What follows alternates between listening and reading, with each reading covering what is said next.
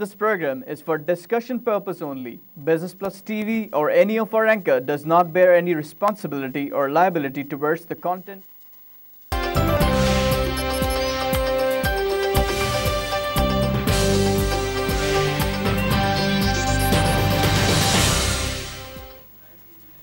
अस्सलाम वालेकुम and welcome to the program PSX hotline और मैं हूं आपका होस्ट रोहेल इंतखाब।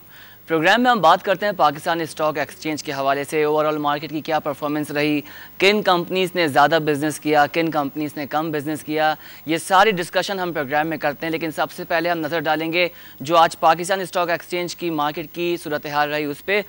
कल आपने देखा कि थोड़े से पॉइंट की कमी का हमें सामना रहा। 39,615 पे कल मार्केट क्लोज हुई और अगर आज सुबह की मैं बात करूँ तो सुबह से जो मार्केट का आगाज़ हुआ वो 103 पॉइंट्स का हमने कमी देखी और 9:30 के करीब ये फिगर हमारे पास रिकॉर्ड हुआ।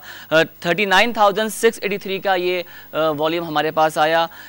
सुबह का आगाज़ मंदी से हुआ, नेगेटिव वैल्यू रही, लेकिन हमने देखा कि 12 बजे के करीब जैसे दिन गुजरा मिड डे के हमने फर्स्ट सेशन के एंड में देखा कि 39,832 का इजाफा हुआ, जिसमें 45 पॉइंट्स का इजाफा हुआ, जिसकी वजह से 39,832 की फिगर हमारे पास आई। बेहतर रहा, ऑलमोस्ट के 800 के करीब, 39,800 के करीब हम लोग इस वक्त ट्रेड कर रहे हैं। ये फिगर्स हमारे पास आ रही हैं। दिन गुजरता गया, ग्रेजुअली हमने देखा कि मार्केट की क्लोजिंग के वक्त हमारे पास जो रिकॉर्ड आया वो 3 बजे की मैं अगर बात करूं तो 3 बजे के करीब 69 पॉइंट्स की फिर कमी हो गई। पहले अगर सुबह से आगाज़ हुआ तो हमने देखा कि कमी रिकॉर्ड की गई, पॉइंट्स में कमी आई, मिड डे में पॉइंट्स में इजाफा हुआ 45 पॉइंट्स में। उसके बाद 3 बजे के करीब हमने देखा कि 69 पॉइंट्स की फिर कमी आ गई। क्लोजिंग के वक्त हमने देखा कि 189 का हमें जो है फिर कमी का सामना करना पड़ा। ओवरऑल आज market stock exchange, Pakistan stock exchange में मंदी का रुझान देखने में आया और 45 पॉइंट्स का 12 बजे के करीब इजाफा हुआ और 39,615 की क्लोजिंग हुई है और जिसमें 171 पॉइंट्स की हमने कमी देखी। आपको याद होगा मंडे की मैं बात करूं तो मंडे को हमने एक अच्छा दिन स्पेंड किया था, उसमें हमारी पाकिस्तान स्टॉक एक्सचेंज जो है 39,800 प्लस गई थी और ये एक्सपेक्ट किया जा रहा था कि ट्यूसडे, वेडनेसडे और थर्सडे जब कल आएगा कि इसमें मज़ीद हम इजाफा देखेंगे। लेकिन 615 के करीब हमने 39,615 के करीब हमने देखा कि ये फिगर रिकॉर्ड हुई है। KSE 30 इंडेक्स की मैं बात करूं तो 22,602 जिसमें 132 पॉइंट्स की कमी हुई और ओवरऑल शेयर इंडेक्स की मैं बात करूं तो 26,371 जिसमें 136 पॉइंट की हमने कमी देखी। ये तो सारी वो चीज़ें हो गई जो आज के फैक्ट्स एंड फिगर्स थे KSE 100 के, KSE 30 इंडेक्स के और ऑल शेयर इंडेक्स के। अब मैं बात करूंगा वॉल्यूम मिलियन शेयर्स की। KSE 30 66.60, KSE 100 103.04 और ऑल शेयर इंडेक्स जो है 22,761 वॉल्यूम मिलियन शेयर। ये आज के वॉल्यूम मिलियन शेयर रहे। और अब बात करेंगे कंपनीज़ की कि किस कंपनीज़ ने जो है वो ज़्यादा बिजनेस किया और किस में इंक्लाइंड हुआ, किस में डिक्लाइंड हुआ, किस में कोई भी चेंज नहीं आया।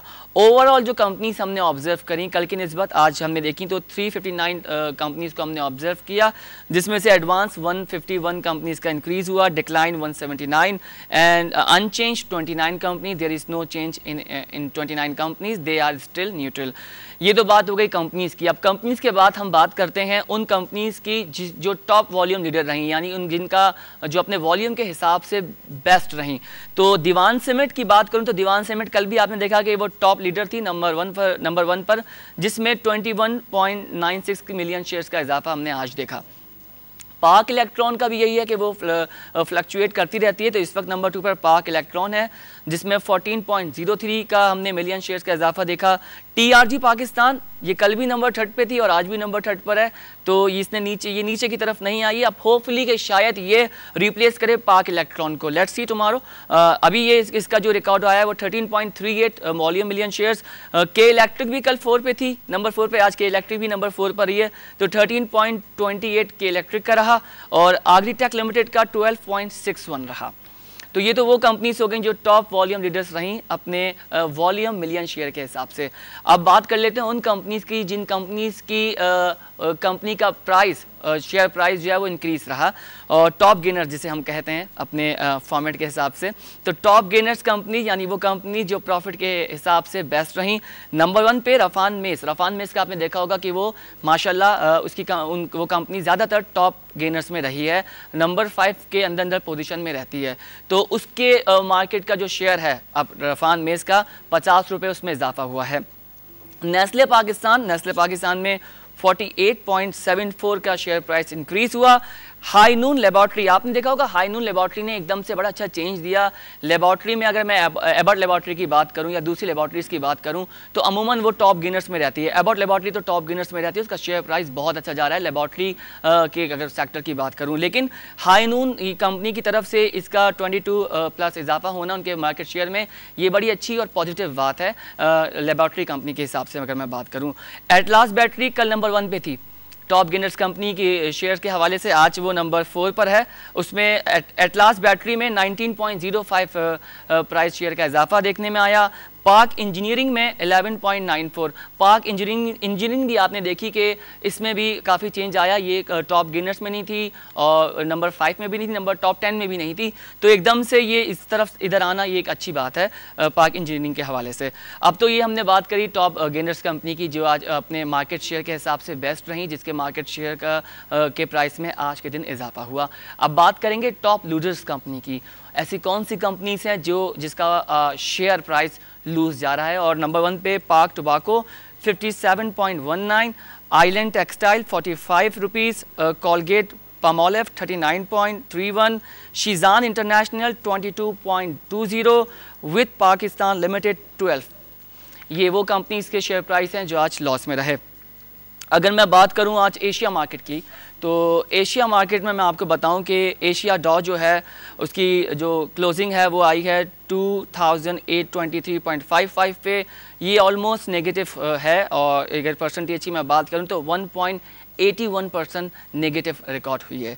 निकी 225 की मैं बात करूं तो क्लोजिंग 16,083 और इसकी परसेंटेज क्लोजिंग का जो कैलकुलेट हुआ वो भी नेगेटिव रहा, वो 1.88%।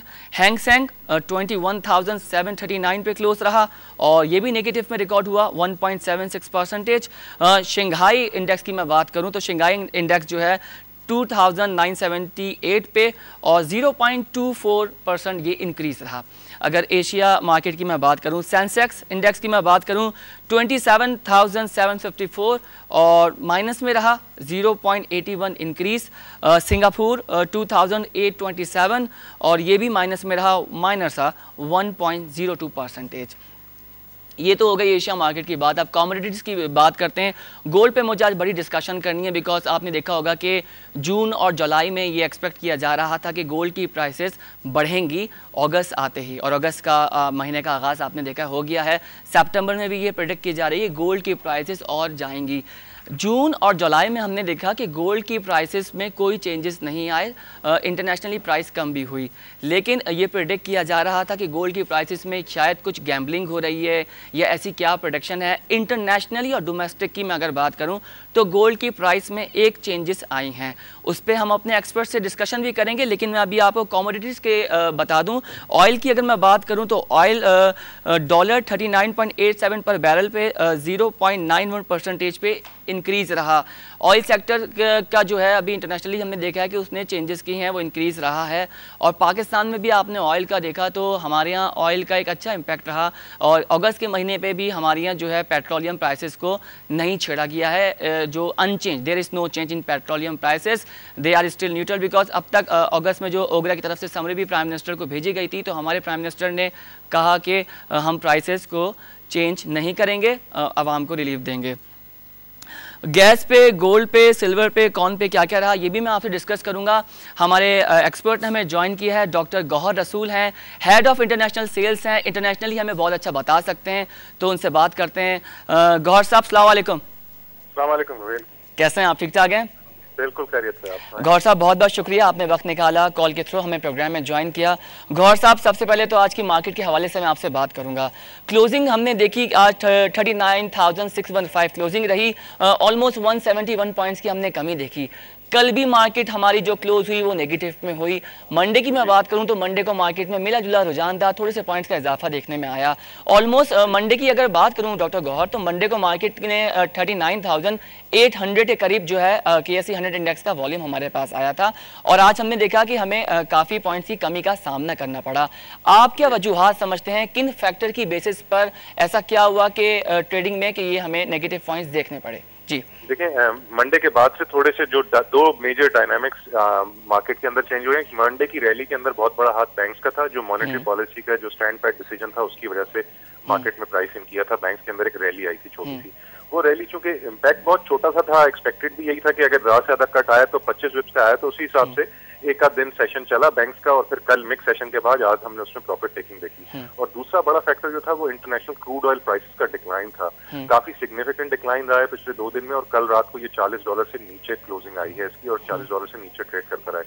आज थोड़ा रिलेटिवली बेहतर है, सेकंड सेशन के अंदर जाके थोड़ा सा रिकवरी आई है उसमें, बट स्टिल ओवरऑल जो अब आउटलुक है क्रूड पे वो थोड़ा सा चेंज हो गया है। एनालिस्टों की बातें हो रही हैं, कोई $35 की बात कर रहा है, कोई $32 की बात कर रहा है, तो नेचुरली एक ग्लोबल सेल ऑफ चल रहा है। तो हमारी मार्केट की अगर आज की मंदी का या आज के स्पेसिफिक सेशन की मंदी को देखा जाए तो वो खास रीजन उसके नहीं है।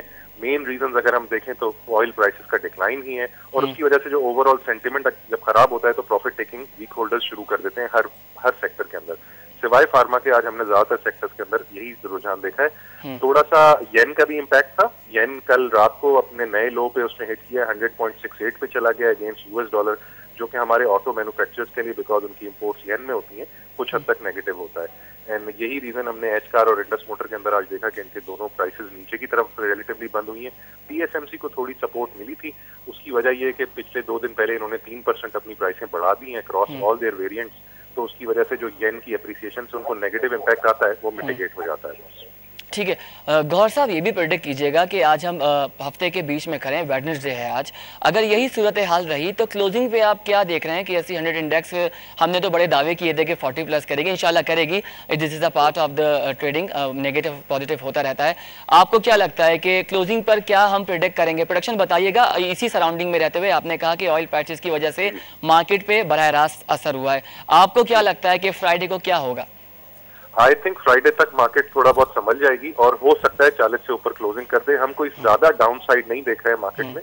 गौहर साहब थोड़ा सा ऊंचा बोलिएगा, आवाज आपकी स्लो आ रही है। जी 39, अभी आवाज आ रही है मेरी? हाँ बहुत बेहतर है जी, कंटिन्यू। जी मैं ये कह रहा था कि 39,500 is the worst case scenario जो हम देख रहे हैं मार्केट पे इफेक्ट कर सकता है। वहां पे हमारी काफी सारी टेक्निकल सपोर्ट आ जाती है मार्केट को बचाने के लिए। और दूसरा सबसे बड़ा फैक्टर ये है कि हमारा MSCI अपग्रेड हो रहा है इस साल, तो वो एक रैली जो फॉरेन इनफ्लो के पर्सपेक्टिव में आनी है वो कंटिन्यूएशन उसकी रहेगी।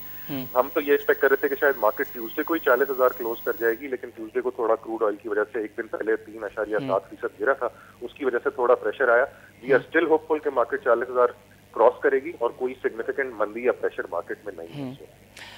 डॉक्टर गौहर साहब, लोग ये प्रेडिक्ट कर रहे हैं कि अगस्त के मंथ में मार्केट जो है वो स्टेबल पोजीशन पे रहे तो बेटर है, because political point of view से चीज़ें डिस्टर्ब हो सकती हैं, शफल हो सकती हैं ग्राउंड रियलिटी पे जाकर, बिकॉज पॉलिटिकल इन्फ्लुएंस अगस्त में शायद हो मुल्क के अंदर। बिल्कुल आप सही कह रहे हैं, मैं आपसे 100% एग्री करता हूँ। अगस्त हिस्टोरिकली भी कोई इतने अच्छे रिटर्न्स हमारे नहीं रहे, और पिछले 2 महीने में देखा जाए तो ऑलमोस्ट 5% परफॉर्मेंस इंडेक्स की रही है।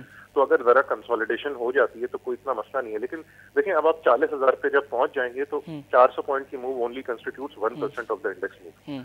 तो एक दिन में अगर 100-200 पॉइंट या 300 पॉइंट ऊपर नीचे मार्केट करती है और एक ही लेवल मेंटेन करती है 400-500 पॉइंट्स के बैंड के अंदर, तो आई थिंक उसको मंदी नहीं कहा जा सकेगा। उसको यही कहेगा कि मार्केट थोड़ी, जो आपने कहा कि कंसोलिडेट कर रही है, रुक रही है, स्टेबलाइज होगी यहाँ पे, और फिर अपने नए नॉर्थ की तरफ जाना शुरू करेगी। लेकिन गौहर साहब, मंडे का जो फर्स्ट सेशन था, जब वीक का आगाज हुआ तो कोई 300 से ज्यादा पॉइंट्स का इजाफा हमने देखा, और लोगों में एक बड़ी हलचल मच गई जो ट्रेडिंग कर रहे थे कि पाकिस्तान स्टॉक एक्सचेंज के हवाले से कि आगाज अच्छा हुआ है तो ये वीक बहुत अच्छा जाएगा।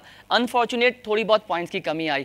अच्छा, आपने स्टार्ट में बात की बैंकिंग के हवाले से, तो बैंकिंग मॉनेटरी पॉलिसी जो अनाउंस की गई है सैटरडे को हमारे फाइनेंस मिनिस्टर मिस्टर इसाक डार साहब ने, तो उन्होंने कहा कि कमर्शियल बैंक से रेवेन्यू जनरेट हो रहा है, इस्लामिक बैंकिंग से जो है वो इतना फंड्स, इतना रेवेन्यू जनरेट नहीं हो रहा। तो बैंकिंग सेक्टर को आप कहाँ देखते हैं? रिपोर्ट में तो कहा कि बैंकिंग सेक्टर इस फर्स्ट क्वार्टर में हाइप पे गया है, राइज हुआ है, आपकी क्या प्रेडिक्शन है इस हवाले से? जी बिल्कुल, बैंकिंग सेक्टर में थोड़ा बहुत फॉरेन इंटरेस्ट आया है, और इसमें भी ये कि जो MSCI अपग्रेड आया है और जो 7 या 9 नाम आपके एलिजिबल होते हैं फॉर MSCI अपग्रेड, उसमें 3 आपके बैंक्स हैं, MCB, 2 आपके बैंक्स हैं, MCB और UBL। तो आई थिंक ये इटसेल्फ और UBL को तो सर परफॉर्मेंस रिवार्ड भी मिला है। बैंक है आपके, और इन्हीं 3 बैंकों, मैं ये कह रहा था कि 3 बैंक्स के अंदर आपके MSCI अपग्रेड का इफेक्ट आता है, MCB, HBL और UBL के अंदर। ठीक है। और यही तीनों बैंकों के अंदर काफी सिग्निफिकेंट फॉरेन इंटरेस्ट देखा गया है। थोड़ा सा जो इशू बैंक्स के साथ रहा है वो ये रहा है कि इनका ये जुलाई और अगस्त का जो मंथ है, इसमें इनकी री इन्वेस्टमेंट होनी है PIBs की, जो इनके मेच्योर हो रहे हैं PIBs, तो इसको एक री इन्वेस्टमेंट रिस्क के तौर पर लिया जा रहा है कि आज से 2-3 साल पहले इन्होंने जो PIBs 12% पे इन्वेस्ट किए थे, अब वो मार्केट में 6% या 7% पे जाके री इन्वेस्ट हो रहे हैं। तो एक अर्निंग इम्पैक्ट के बारे में थोड़ा सा कंसर्न्स हैं, जिसकी वजह से banks have been under performing lately. और जैसे जैसे एक और बूस्ट जो बैंकिंग सेक्टर को मिल सकता है वो CPI नंबर में हाइक का है। इस दफा का CPI नंबर जो आया काफी सिग्निफिकेंटली अप था, 1% के करीब गेन था from previous month. So we are expecting कि ये भी एक रीजन था जिसकी वजह से मंडे को जो बैंक्स के अंदर इंटरेस्ट देखा गया, एक तो मॉनेटरी पॉलिसी का स्टैंड बाय डिसीजन और दूसरा CPI का अबव एवरेज एक्सपेक्टेशन से आना, ये दोनों फैक्टर्स कंट्रीब्यूट कर रहे हैं। अब गोइंग फॉरवर्ड के लिए अगर ये इन्फ्लेशन ज्यादा तेजी से राइज होती है तो फिर डेफिनेटली हमारा बैंक्स का आउटलुक चेंज हो जाएगा, बट फौरी तौर पे हम एक्सपेक्ट कर रहे हैं कि अगले साल से पहले इनमें कोई खास सिग्निफिकेंट मूव नहीं है। अच्छा, गौहर साहब ये बात बताइएगा कि इस्लामिक बैंकिंग के कहाँ पर लैकिंग आ रही है, क्यों प्रॉफिट जनरेट नहीं हो रहा है इस्लामिक बैंकिंग की जानिब से? क्या पोर्टफोलियो डेवलपमेंट में प्रॉब्लम है, मार्केटिंग स्ट्रेटजी सही है नहीं है उनकी, प्रोडक्ट्स और सर्विस बेहतर नहीं है, क्या मसला है? या ऐसा तो नहीं है कि दूसरे कमर्शियल बैंकिंग ने अलग सेगमेंट बना लिया इस्लामिक बैंकिंग का, जो बराह रास्त इस्लामिक बैंकिंग कर रहे हैं वो अफेक्ट तो नहीं हो रही उन पे? कौन से ऐसे फैक्टर्स हैं आपकी नज़र में, आप इस पर डिस्कशन करें प्लीज़। वैसे तो इस्लामिक बैंकिंग मेरा फोटे नहीं है, बट स्टिल मैं चंद एक चीजें, लेकिन सर आप एक्सपर्ट रहे, आपकी राय बड़ी हमारे लिए आम होती है, तो आप इंटरनेशनली। मैं सिर्फ ये कहना चाह रहा हूँ कि मैं इतनी अथॉरिटी से इस टॉपिक पे इतनी तफसील से बात नहीं कर सकता, लेकिन इतना जरूर आउटलुक रखता हूँ कि जो कन्वेंशनल बैंक्स के रिटर्न्स होते हैं इन्वेस्टर्स के लिए वो ज्यादा लुक्रेटिव होते हैं, वो प्री डिटर्मिन्ड होते हैं और उनके पास प्रोडक्ट्स ज्यादा है क्योंकि वो सूद की बेसिस पे भी और इंटरेस्ट की बेसिस पे काम कर रहे होते हैं। शरिया बैंकिंग के अंदर आई थिंक फ्रॉम शरिया पर्सपेक्टिव कुछ लोगों के अभी तक ग्रे एरियाज हैं, कुछ लोग अभी तक अनसर्टेन हैं। दूसरा ये कि शरिया रूल्स जो हैं वो यूनिवर्सल नहीं है, बैंकिंग रूल्स यूनिवर्सल हैं, शरिया रूल्स शरिया एडवाइजरी पे वेरी करते हैं। एक इन्वेस्टमेंट कंपनी की शरिया एडवाइजरी अलग एडवाइज कर रही होती है, जबकि दूसरी शरिया एडवाइजरी की कंपनी थोड़ा सा डिफरेंट रेशियोज को कंसिडर कर रही होती है। तो आई थिंक इनको यूनानिमस होना होगा, अपनी बैंकिंग को एक प्लेटफॉर्म पे लाना होगा सबको। They have to stand united and then develop products accordingly. मेरा अपना ख्याल जाती ये है कि इनके पास प्रोडक्ट्स की कमी है और जैसे जैसे ये डाइवर्सिफाई करेंगे बैंकिंग को, इस्लामिक बैंकिंग को, naturally we are a Muslim country, हमारे यहाँ लोग प्रेफर करते हैं कि शरिया इनकम हो, हलाल इनकम हो, एंड उसका स्कोप आगे की तरफ तो बहुत ब्राइट है। गवर्नमेंट डिटर्मिन्ड भी है, सागदार साहब ने भी इस सिलसिले में पिछले साल भी काफी स्टेटमेंट्स दिए थे और अभी भी जो हमें बज़ाहिर यही लगता है कि स्टेप्स लिए जा रहे हैं इस्लामिक बैंकिंग को प्रमोट करने। ठीक है। अच्छा मुझे एक बताइए, इंटरनेशनली सेल्स आप करते हैं, आपको इंटरनेशनली बहुत ज़्यादा इन्फॉर्मेशन होती है, माशाल्लाह एक्सपर्ट भी हैं आप। गोल्ड पे डिस्कशन करना चाहूँगा। आपको याद होगा आप जब प्रोग्राम में आए थे, मेरा सवाल आपसे तब भी गोल्ड के हवाले से था। मैंने ये कहा था कि यहाँ पर जून और जुलाई में तो प्रेडिक्ट किया जा रहा है कि गोल्ड की प्राइसेस नहीं बढ़ेंगी और अगस्त और सितंबर में हम प्रेडिक्ट कर रहे हैं कि गोल्ड की प्राइसेस बढ़ेंगी और अगस्त स्टार्ट हो गया है। गोल्ड की प्राइसेस इंटरनेशनली आप कहाँ देखते हैं, उस पर डिस्कशन कीजिएगा। जी, गोल्ड हमेशा से एज अ सेफ्टी हेवन के तौर पे यूज हुआ है और जो इसमें सबसे बड़ी सिग्निफिकेंट रैली देखी गई वो 2008 के क्राइसिस के बाद से थी, जब भी $800 का गोल्ड रैली करता हुआ $1900 पे पहुंच गया था। वहां से ऑनवर्ड जब करेंसीज वापस स्ट्रांग होना शुरू हुई और एक मॉनेटरी ईजिंग का रुझान कम होना शुरू हुआ था, तो उसके बाद से गोल्ड की डिमांड में भी एक डाउनवर्ड ट्रेंड देखा गया कि जी मेरे पास अगर कोई इन्वेस्टमेंट, मैं स्टॉक मार्केट में 2009 में नहीं जा सकता था क्योंकि स्टॉक मार्केट के हालात खराब थे, मैं मनी मार्केट में नहीं जा सकता था बिकॉज रुपया डिवैल्यू हो रहा था, तो बाकी करेंसियां डिवैल्यू हो रही थी, तो ले दे के ऑप्शन ही लिमिटेड बच गए थे, जिसमें से gold was the most obvious and most acceptable option. Gold के लिए ये भी समझना जरूरी है कि गोल्ड वो वाहिद कमोडिटी है जिसका कोई इस्तेमाल नहीं है, इसे आप खरीद के तिजोरी में भर सकते हैं, that's all you can do. उस पर्सपेक्टिव से अगर देखा जाए तो गोल्ड की डिमांड हमेशा उस वक्त ज्यादा होती है जब बाकी सेक्टर्स पे ट्रस्ट ना हो या कॉन्फिडेंस ना हो। इस वक्त मार्केट्स ऐसी हैं कि ठीक है थोड़ी शेकी हैं, लेकिन ऐसा नहीं लगता कि गोल्ड वापस अपनी पुरानी $1800-1900 की सतह पे चला जाएगा। आपसे डिस्कशन में भी मेरी यही बात हुई थी कि शायद $1400 तक हम देख सकते हैं इसको इस रैली के अंदर और वहां पे जाके फिर इसमें सप्लाई कंसर्न शुरू हो जाएंगे। सो अभी भी मेरा यही आउटलुक है कि गोल्ड अगर रैली किया भी मजीद, और जो कि लग भी रहा है कंसिडरिंग कि ये थोड़े से ग्लोबल हालात अभी भी नागुफ्ता बे हैं या थोड़े से उसमें कंसर्न्स आ रहे हैं, तो ये $1400 आपको दिखा सकता है। उससे आगे मतलब 1420 तक जा सकता है, बट बियॉन्ड दैट मुझे अभी नहीं लग रहा कि आगे जाएगा। सही। गौहर साहब ये भी बताइए कि गोल्ड को लेके स्पेकुलेशन और गैम्बलिंग तो नहीं होती इंटरनेशनली, और ये फिर अफेक्ट करती है हर कंट्रीज पे? तो देखें हर चीज में होती है स्पेकुलेशन, तो आपके स्टॉक्स में भी होती है, अगर मुझे ये पता लेकिन सर बाज लोग कहते हैं, एक्सपर्ट्स हमारे कहते हैं सर, सॉरी टू से, कि स्टॉक एक्सचेंज जो ट्रेडिंग है ये गैम्बलिंग नहीं है, ये स्पेकुलेशन है, बिजनेस। देखें ये डिपेंड करता है कि आप किस नजरिए के साथ आए। मैं आपकी बात से एग्री करता हूँ। अगर मुझे कुछ नहीं समझ में आता, सुबह में आया स्टॉक मार्केट में, मुझे किसी ने रास्ता दिखा दिया कि जी आप स्टॉक मार्केट में शेयर में काम करें, पैसे बनेंगे, और मैं जाके किसी से पूछूं क्या ले, और वो कहे ये ले लो, ये अच्छा लग रहा है, तो नेचुरली ये सट्टा हो गया, ये गैम्बलिंग हो गई, क्योंकि मैंने खुद कोई उसमें ध्यान नहीं लगाया, खुद कोई स्टडी नहीं की। लेकिन इतनी बड़ी बड़ी एसेट मैनेजमेंट कंपनियां आपके मुल्क में बैठी हुई हैं, अलमीजान है, यूबीएल फंड मैनेजर्स है, और इतने सारे एसेट मैनेजमेंट कंपनी, नाफा है आपके पास, ये बिलियंस ऑफ रुपीज मैनेज कर रहे हैं। मीजान जैसी एएमसी हैं जो 1995 से चल रही हैं, इनको ऑलमोस्ट 15 साल से ऊपर का टाइम हो गया है, कंसिस्टेंट रिटर्न्स दे रही हैं। It is definite, it boils down to some sort of science. ऐसा नहीं है कि ये कंप्लीट सकता है, कंप्लीट गैम्बल है। डेफिनेटली इसमें कैलकुलेटेड गेसेस चलते हैं, इसमें स्पेकुलेशन होती है, but speculation based on facts होती है। स्पेकुलेशन अगर मैं हवा में कोई चीज अस्यूम करके करूंगा तो वो नेचुरली सट्टा बन जाएगा। तो ये करने वाले के ऊपर है। मार्केट में ऐसे करने वाले भी हैं जो बगैर समझ बूझ के काम कर रहे हैं, और मार्केट में ऐसे लोग भी हैं जो बहुत समझते हैं चीजों को और उसकी बेसिस पे आगे की फोरसाइट रखते हैं और उसी बेसिस पे अपने इन्वेस्टमेंट डिसीजन लेते हैं। हमारे पास भी फॉर एग्जांपल देखा जाए, जैसे हमने एक रिसर्च डिपार्टमेंट है, हमारे पास 7-8 लोग हैं जो रिसर्च में काम कर रहे हैं। बिल्कुल। ये तमाम लोग सेक्टर्स की स्टडी करते हैं, कंपनियों की स्टडी करते हैं, जैसे जैसे इनको ट्रिगर्स देखते हैं गोइंग फॉरवर्ड के लिए, उसी हिसाब से अपनी कॉल्स देते हैं कि जी इस सेक्टर में इन्वेस्टमेंट की जाए। फॉर एग्जाम्पल जैसे अभी हमारा आउटलुक है कि आपसे अभी डिस्कस हुआ कि बैंकिंग के सिलसिले में हम ज्यादा बहुत पुर उम्मीद नहीं है, हमें लगता है कि अगले 4-6 महीने भी बैंकिंग को शायद टफ टाइम मिल सकता है। ये हमारी रिसर्च की बेसिस पे ओपिनियन है, ये हमने कोई सट्टा नहीं किया या स्पेकुलेशन नहीं की, बल्कि आपको रीजन दिया उसका कि ये रीजन है। इसी तरह से हमें फर्टिलाइजर अभी अगले 6 महीने के लिए अच्छा लगता है, बेस्ड ऑन द फैक्ट कि गवर्नमेंट ने बजट के अंदर फर्टिलाइजर में काफी सब्सिडी अनाउंस की है और बाकी स्टेप्स लिए गए टू प्रमोट फार्मर्स इनकम। सो ये सारी चीजें साइंटिफिक होती हैं, इसमें कुछ आर्ट इन्वॉल्व होता है, जरूर इन्वॉल्व होता है, कुछ एक्सपीरियंस इन्वॉल्व होता है। बहुत बहुत शुक्रिया डॉक्टर साहब आपका। आप हमेशा जो है गौहर रसूल साहब, हमेशा आप आकर जो है वो ऐसी बातें करते हैं जो अफेक्ट करती हैं गोल्ड के हवाले से। आपने लास्ट वीक जो बात की और आज हमने देखा कि वो अफेक्ट हुई, असरअंदाज हुई है।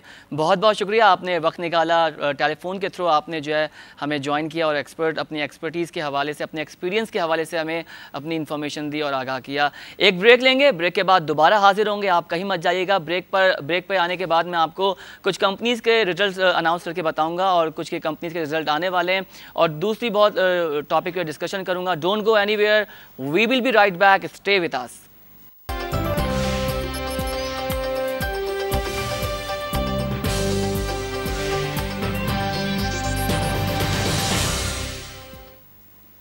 Welcome back after the break. और ब्रेक पर जाने से पहले मैंने आपसे कहा था कि कुछ कंपनीज़ के एक्सपेक्टेड रिजल्ट हैं वो मैं आपके सामने रखूंगा, और फौजी सीमेंट कंपनी की मैं बात करूं तो उनका रिजल्ट आने वाला है और जो उन्होंने एक्सपेक्टेशन की है वो मैं आपको पढ़ के सुनाऊं।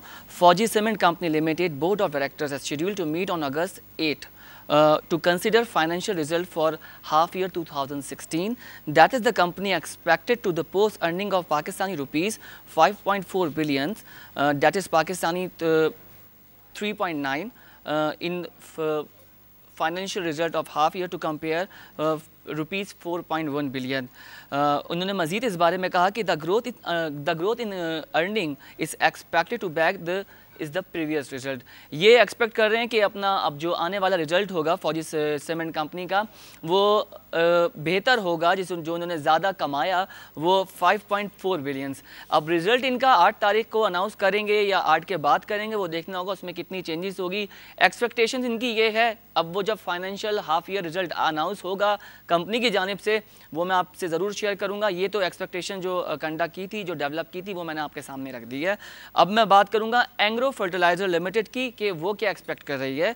The board of directors of Engro fertilizers limited that the schedule to meet on August 10th 16 वो 10 तारीख को कंसिडर करेंगे अपना रिजल्ट अनाउंस करना एग्रो फर्टिलाइज़र का, और फाइनेंशियल रिजल्ट होगा हाफ ईयर का, क्योंकि अब जैसे जुलाई के बाद ऑलमोस्ट कुछ कंपनीज ने रिजल्ट जारी कर दिया था अपनी वेबसाइट पे और दूसरे इंस्टीट्यूट्स पे जहाँ पर पूरी कॉपीज दे दी थी, लेकिन हमने देखा कि जुलाई के तक रिजल्ट आ रहे होते हैं और अगस्त में ऑलमोस्ट सब कंपनीज अपने रिजल्ट हाफ ईयरली जारी कर देती हैं। एक्सपेक्टेशन क्या है एग्रो फर्टिलाइजर्स की, मैं आपको मजीद पढ़ के बताता हूँ कि वो क्या एक्सपेक्ट कर रही है अर्निंग के हवाले से। The company expect to post earning of Pakistani rupees 2.8 billion in half year to compare Pakistani rupees 71 billion in last year के हिसाब से वो ये एक्सपेक्ट कर रही है कि वो 2.8 बिलियन ज़्यादा कमा सकेगी। अब रिजल्ट्स फैक्ट एंड फिगर्स जो आएंगे वो तो तभी पता लगेगा कंपनी की पॉलिसी क्या होती है। कंपनी, अब जाहिर सी बात है कोई कंपनी रन भी कर रही है तो उसकी कोशिश यही होगी कि प्रॉफिट ज़्यादा से ज़्यादा हो, लेकिन चीज़ों का पहले से पता हो जाता है बिकॉज ऑफ बैंक स्टेटमेंट हो रहे होते हैं मंथली बेसिस पर, और चीज़ें चेक एंड बैलेंस हो रही होती है, मॉनिटरिंग हो रही होती है, कंट्रोलिंग हो रही होती है, तो फाइनेंशियली आप खुद एनालाइज कर लेते हो। ज़रूरी नहीं है कि पब्लिक करके तो एक प्रॉपर फैक्ट एंड फिगर आपको अनाउंस किया जाता है तरीक़ेकार से, लेकिन 6 महीने की कारकर्दगी एक कंपनी बेहतर तरीके से जानती है कि उसने कितना नफ़ा कितना नुकसान किया।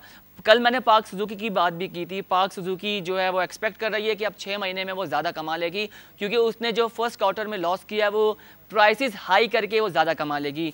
तो हमारी कोशिश ये होती है कि हम सही बात करें, जो बात वेब पर हो, ऑथेंटिक हो, सही हो, फैक्ट्स एंड फिगर्स सही हो। र्यूमर्स पे कोई बात मैं करूँगा नहीं, बिकॉज ये अच्छी बात नहीं होती। किसी कंपनी को लेकर आपने र्यूमर्स कर दी, कहा कि हम प्रेडिक्ट कर रहे हैं, दैट्स रॉन्ग, ये अच्छी चीज़ नहीं है। और इसके अलावा मैं आपसे जो आज डिस्कशन में शेयर करूंगा ये भी आपको बताऊं कि IMF will have no leverage in policy matter after last review. IMF ने कुछ कंडीशंस दी हैं पाकिस्तान को। अब इस बारे में हमारे फाइनेंस मिनिस्टर से क्या बात हुई ये भी मैं आपको बताऊंगा। और talks with IMF Dar expression satisfy on the progress. Monetary policy जो सैटरडे को इन्होंने जारी की है, ऑलमोस्ट जो फाइनेंशियल इंस्टीट्यूट के लोग हैं, जो एक्सपर्ट्स हैं, जो एनालिस्ट हैं फाइनेंशियल चीज़ों को लेकर, दे आर सेटिस्फाइड, बिकॉज सबसे अहम चीज़ जो कमोडिटी है हमारे ऑयल की वो चेंज नहीं की, प्राइसेस चेंज नहीं की, तो अगस्त तक चीज़ें जो है वो स्टेबल हैं। तो इतनी ज़्यादा जो है चीज़ें शफल नहीं हुई, जिसकी वजह से दूसरी जो चीज़ें हैं, जो दूसरी कमोडिटीज़ हैं, दूसरे सेक्टर्स हैं, उन पे बराह रास्त कोई असर नहीं हुआ। पाकिस्तान की एक बात आपको बताऊं, एक्सपोर्ट पे हमने प्रोग्राम भी किया, तो अब पाकिस्तान जो है वो एक्सपोर्ट करेगा 1 million tons of rice to Indonesia by 2019। अब देखना है कि एक्सपोर्ट जो माल किया जाएगा, जो राइस होगा, जो प्रोडक्ट होगा वो अच्छी क्वालिटी का होगा, लेकिन हमारी सरकार से गुजारिश ही है कि पाकिस्तान में भी जो है वो बेहतर राइस जो है हम लोग को, आवाम को मुहैया करें।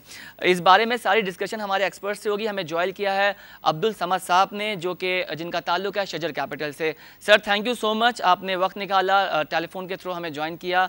आज की जो मार्केट, सबसे पहले मैं आपकी एक राय लूँगा, जो आज मार्केट की क्लोजिंग रही 39,000 पे मार्केट 615 पे क्लोज हुई, जिसमें ऑलमोस्ट 171 पॉइंट्स की हमने कमी देखी। मार्केट की परफॉर्मेंस के हवाले से आज आपकी क्या राय?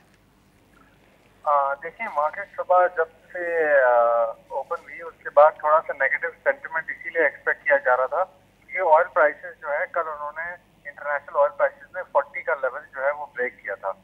तो क्योंकि 40 का एक साइकोलॉजिकल लेवल भी था, काफी टाइम से होल्ड कर रहा था उसको ऑयल, तो वो जब ब्रेक किया तो हमने ऑयल सेक्टर में प्रेशर देखा, और ऑयल सेक्टर की वजह से इंडेक्स जो है वो सुबह से प्रेशर में था। बार बार मार्केट माइनस होती थी, प्लस होती थी, लेकिन फिर नेगेटिव हो जाती थी। तो उसी वजह से नेगेटिव प्रेशर था। और फिर हमारी मार्केट का ये काफी हद तक उसूल होता है कि अगर इंडेक्स प्रेशर में नजर आता है तो चीजें थोड़ी बहुत प्रेशर ले लेती है। तो उस वजह से थोड़ा सा नेगेटिव सेंटिमेंट था, लेकिन अगर ऑयल प्राइसेस वापस 40 के ऊपर आ जाती है तो हम फिर इस मार्केट को वापस रिबाउंड होते हुए देखेंगे।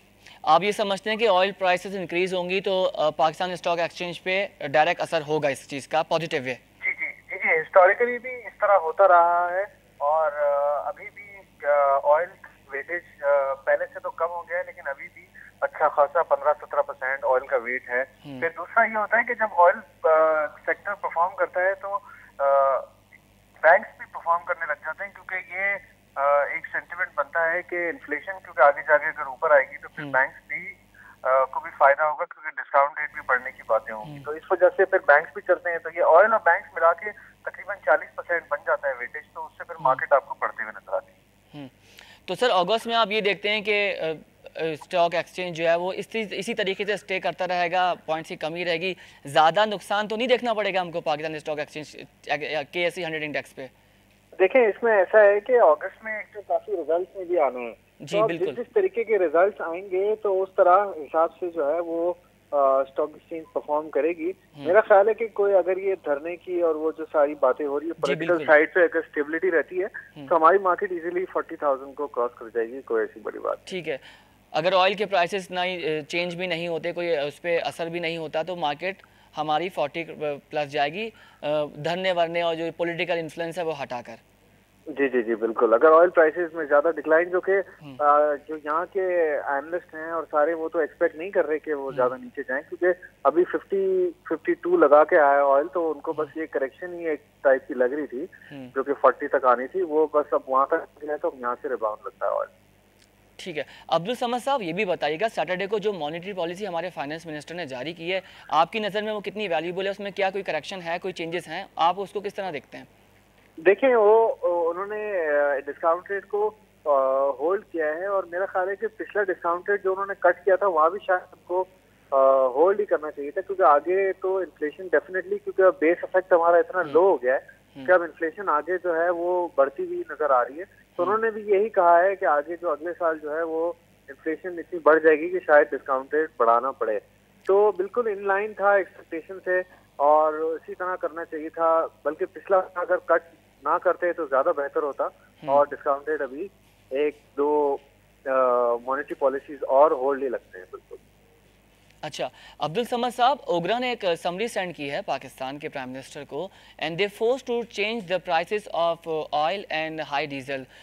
वो चाह रहे हैं कि पेट्रोल की जो प्राइसेस हैं वो 2 रुपये 12 पैसे बढ़ा दी जाएं। तो प्राइम मिनिस्टर ने अभी इसको मना कर दिया, उसको रिजेक्ट मुस्तरद कर दी समरी को। और आप क्या समझते हैं, अगर प्राइसेस बढ़ती हैं, इसकी इन्फ्लेशन रेट को कहाँ देखेंगे फिर आप? क्योंकि गवर्नमेंट ने साफ बोला है कि हम अगस्त में चेंज नहीं करेंगे। उन्होंने ये नहीं बोला कि हम चेंज नहीं करेंगे, उन्होंने कहा कि हम अगस्त में चेंज नहीं करेंगे, लेकिन एक अलार्म भी दे दिया कि भाई सितंबर अक्टूबर में हम चेंज कर सकते हैं। तो अगर ऑयल की प्राइसेस 2 रुपये के पर लीटर के हिसाब से बढ़ेगी, इन्फ्लेशन रेट आप कहाँ देख रहे हैं? अभी तो बहुत बेहतर है। देखें, अभी तो इस दफा कुछ 4.1 समथिंग आई है इन्फ्लेशन मंथ ऑन मंथ। और अगर आप वो देखें कि ऑयल प्राइसेस अगर थोड़ी सी, अभी तो फिलहाल तो इन्होंने मना कर दिया है, अगर 1-8 रुपया 2 रुपये बढ़ भी जाए तो उससे इतना कोई इम्पैक्ट नहीं आएगा। क्योंकि ये होता ये है कि बीच में जो ऑयल की एक स्पाइक आई थी जो कि $28 से बढ़ के 50 के करीब चला गया था, तो हम सारा जो इम्पैक्ट है वो अभी तक गवर्नमेंट एब्जॉर्ब करती जा रही थी, तो उसका सिर्फ एक इम्पैक्ट आना था 2-3 रुपए का, वो भी जो है वो अभी मना कर दिया गया। तो मेरा ख्याल है इन्फ्लेशन जो है वो भी फिलहाल तो यही है। अगर ऑयल प्राइस ज्यादा बढ़ गई और उन्होंने 5-7 रुपए बढ़ाने की बात की तो फिर इन्फ्लेशन आपको 5% की तरफ जाते हुए नजर आएगी। और सर इंटरेस्ट रेट की मैं बात करूं, उसको क्या देखेंगे, उसको क्या कंसिडर करेंगे आप? इंटरेस्ट रेट तो अभी देखिए, जब तक इन्फ्लेशन कंट्रोल में है, 5% के अंदर है, तो अभी तो ये डिस्काउंट को इधर 5.75 पे होल्ड करते रहेंगे। जब ये 1 साल बाद जाके सही तरह पता चलेगा, क्योंकि लो बेस इफेक्ट होगा और इन्फ्लेशन जब बढ़ती हुई आएगी तो फिर जाके डिस्काउंट रेट 1 साल बाद आप उसको बढ़ते हुए देख सकते हैं। ठीक है, अब्दुल समाद साहब, एक्सपोर्ट की हम बात करेंगे। हमेशा प्रोग्राम में आप पहले भी आए थे तो आपने एक्सपोर्ट के हवाले से बात की थी। एक्सपोर्ट अब पाकिस्तान इंडिया को समेट कर रहा है, कल ये खबर आई, ठीक है, और अभी ये खबर आई है कि हम 1 million ton of rice Indonesia को 2019 में एक्सपोर्ट करेंगे। इस तरह आप क्या देखते हैं कि पाकिस्तान कितना रेवेन्यू जनरेट कर लेगा और एक्सपोर्ट पॉलिसी पे बराह रास्त कोई असरअंदाज होगा हमारी पाकिस्तान स्टॉक एक्सचेंज पर?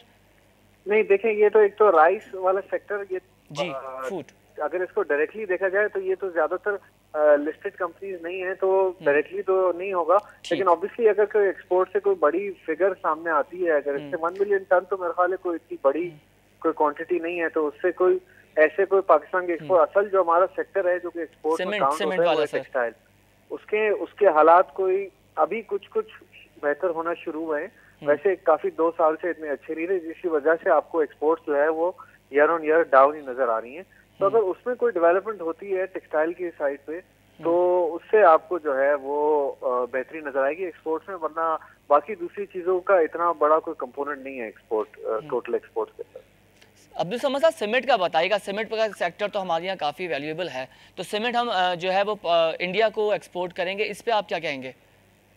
हाँ, वो देखें उसमें होता ही है कि सीमेंट एक्सपोर्ट जो है वो लोकल मैन्युफैक्चरर्स ज्यादा उस पर ईगर नहीं होते, क्योंकि उनके अंदर उनके मार्जिन थोड़े एक्सपोर्ट के अंदर कम होते हैं, लोकल में ही उनको सही मार्जिन मिलते हैं। तो वो कोशिश करते हैं कि ज्यादा से ज्यादा लोकल बिक जाए, फिर जो रह जाता है फिर उसमें कहते हैं कि वो उसको एक्सपोर्ट कर लिया जाए। लेकिन जब तक लोकल डिमांड स्ट्रांग है तो मेरे ख्याल है वो यही चाहेंगे कि उनकी सीमेंट जो है वो यहीं पे बिके। अच्छा अब्दुल समद साहब, ये बात भी बताइएगा कि सीमेंट की आपने बात करी, हमारे यहाँ ज़्यादातर अभी सीमेंट सेक्टर बहुत अच्छा प्रोसेस में है, बहुत पॉजिटिव जा रहा है आगे और अल्लाह करे जाते रहे।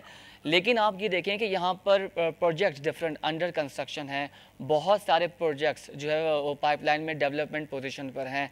क्या हमारे पास इतना सफिशेंट सीमेंट है कि हम एक्सपोर्ट कर सकें, या हमारी गवर्नमेंट के लोग शायद भारत को खुश करना चाह रहे हैं जब भी सीमेंट एक्सपोर्ट कर रहे हैं? एक तो भारत भी खुश हो जाएगा, दूसरा पैसा भी जनरेट कर लेंगे। आप क्या समझते हैं कि सफिशेंट सीमेंट हमारे मुल्क में इतना है कि हमारे जो प्रोजेक्ट्स हैं वो उसको पूरा कर सकें और एक्स्ट्रा सीमेंट हम जो है वो एक्सपोर्ट भी कर सकें?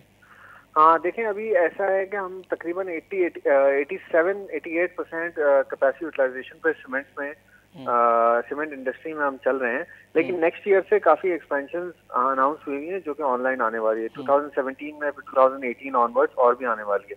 तो हम क्योंकि सीपैक की वजह से हमारी डिमांड काफी स्ट्रांग है, तो ये अगर हम लोकल डिमांड को पूरा कर लें तो ये है। और अगर सफिशिएंट थोड़ा सा भी एक्सेस होता है तो वो मेरे ख्याल है वो ज्यादा अमाउंट नहीं होगी जो हम एक्सपोर्ट कर पाएंगे। अगर ये प्रोजेक्ट्स जो है वो सारे चलते रहते हैं तो ज्यादा अमाउंट ऐसी नहीं निकलेगी जो कि हम आगे एक्सपोर्ट कर पाएंगे।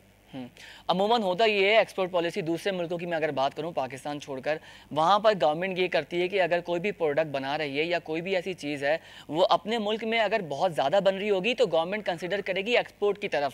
लेकिन सर हमारे यहाँ पॉलिसी डिफरेंट है, क्यों है ऐसा? नहीं, हमारे यहाँ थोड़ा सा देखें, आपको अंदाजा है कि इम्प्लीमेंटेशन में थोड़े लीकेजेस तो हो जाते हैं। वो चीजें होता ये है कि यहाँ पूरी नहीं हो रही होती, वो बाहर चली जाती है, जिस वजह से यहाँ भी प्राइसेस बढ़ जाती हैं। लेकिन सीमेंट में क्योंकि केस थोड़ा डिफरेंट है, सीमेंट में ये होता है कि लोकल बेचने में ही ज्यादा मार्जिन मिलते हैं, इसलिए सारे मैन्युफैक्चरर्स यही कोशिश करते हैं कि ज्यादा से ज्यादा सीमेंट जो है वो लोकल बिक जाए, फिर उसके बाद जो बच जाए उसको वो एक्सपोर्ट करें। अच्छा अब्दुल समद साहब, ये जो पॉलिसी आई है, IMF will have no leverage on the policy matter after last review. मैं थोड़ा सा आपको पढ़ के बताऊं। Any negative observation on the direction of the Pakistani economy made by the IMF after the last tranche under the $6.64 billion FFF is release schedule in September 2016 would negative impact on the country as exits to the program support from the multilateral and sources. इसको आप किस तरह से देखते हैं? नहीं, मेरा ख्याल है कि अब आप फाइनेंस मिनिस्टर का स्टेटमेंट भी पढ़े तो वो काफी पॉजिटिव थे और वो ये कह रहे थे कि अब तो हम जो है IMF की उससे निकलने जा रहे हैं। और मेरा ख्याल है कि जो हमारी पोजीशन है इस वक्त डॉलर रिजर्व्स की और सारी चीजें, तो वो मेरा ख्याल है कि IMF अब हमारे लिए कोई खास मैटर नहीं है। बस ये आखिरी जो है इनकी ट्रांच आ जाए, उसके बाद मेरा ख्याल है कि हमें रीपेमेंट भी आहिस्ता आहिस्ता होती रहेंगी। अभी हम पोजीशंस तो कुछ एक्सटर्नल अकाउंट की बेहतर है, तो मेरा ख्याल है कि कोई मसले की बात नहीं है। बहुत बहुत शुक्रिया अब्दुल समद साहब आपका, आपने वक्त निकाला, प्रोग्राम में हमें ज्वाइन किया और बहुत ज़बरदस्त चीज़ों से मार्केट के हवाले से आपने बात करी, सेक्टर्स पे हमने डिस्कशन करी और आपने देखा कि आज मार्केट में आज जो है वो नेगेटिव हमने देखा कि पॉइंट्स का हमें कमी देखी। और डिसअपॉइंटमेंट नहीं है, ये थोड़ा सा बहुत पार्ट का हिस्सा है, ट्रेडिंग का हिस्सा है। एक्सपेक्टेशंस हमारी ज़्यादा थी, वो थोड़ी सी कम हो गई, लेकिन लेट्स गेम इज़ ऑन और देखेंगे आगे क्या होता है। अपने शहर का बहुत ख्याल रखिएगा। आपसे कल दोबारा मुलाकात होगी एक नए दिन के साथ, एक नई एक्सपेक्टेशंस के साथ, नई market and facts and figure के साथ। अपना बहुत ख्याल रखिएगा। PSX हॉटलाइन पर आप हमें ज़रूर फीडबैक दीजिए। हमारा ID है psxhotline@businessplusTV.pk और आपको जो भी क्यूरी है, कोई कंसेंसस है, कुछ पूछना है, कोई सवाल है, किसी सेक्टर पर आप डिस्कशन करना चाहते हैं, वो हमें ईमेल कीजिए। मैं खुद उसको पढ़कर प्रोग्राम में अपने एक्सपर्ट के सामने रखूँगा। कल आपसे मुलाकात होगी। मुझे इजाज़त दीजिए। अल्लाह हाफ़िज़।